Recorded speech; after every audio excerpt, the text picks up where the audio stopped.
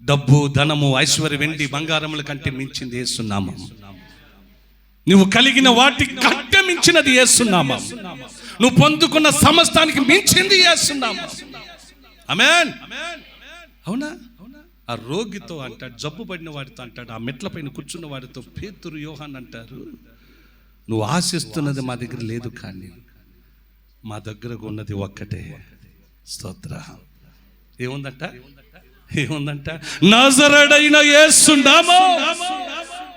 యేసు నామములో ఆనబెట్టి చెబుతున్నాను, ఇదిగో నీ రోగము నీలో నుండి పోవునుగాక, నీలో ఉన్న బలహీనత పోవునుగాక, నీ ఇంటిని ఆంచుకొని కూర్చున్న సైతాను గుంపు పోవునుగాక, నీకు రోగము కలిగించే రోగ కారకములు పోవునుగాక, నిన్ను బలహీనపరచు దురాత్మలని విడిచి నీ మనసును విడిచి పోవునుగాక.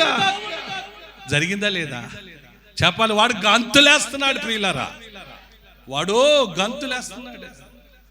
మెట్ల పైన గంతులేసుకుంటూ మెట్లు ఎక్కుతూ వెళ్తున్నాడు మందిరంలోకి. స్తోత్రం చెప్పండి. నీకు ఆ సంతోషం కావాలి అంటే యేసు వైపు చూడు. ఆమేన్. ఎవరి వైపు చూస్తే?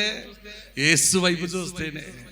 నువ్వు యేసు వైపు చూడనంత వరకు నీ బలం వైపు చూసి, నీ శక్తి వైపు చూసి, నీకున్న బలగానం వైపు చూసి, నీకున్న ఆస్తుల వైపు చూసి నువ్వు పరుగులు తీస్తూ వెళ్ళావు, ఓడిపోతావు. కొన్ని రోజులు మంచిగానే ఉండొచ్చు, కొన్ని రోజులు నీ పేరు ఊరు వాడ డబ్బుకేస్తున్నట్లుగా వినపడవచ్చు. కొంతకాలము అలాగా నువ్వు శిఖరం ఎక్కుతున్నట్లు కనబడచ్చు. ఒకరోజు ఆ శిఖరం పై నుండి టపీమని పడిపోయే రోజు ఒకటి వస్తుంది.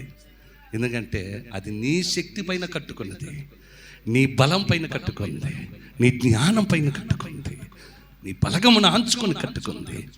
ఒకరోజు కూలిపోతుంది. ఆ తర్వాత నువ్వు చూడాల్సింది ఎవరి వైపు చూడా? ఆ తర్వాత నువ్వు చూడాల్సింది ఎవరి వైపు చూడా?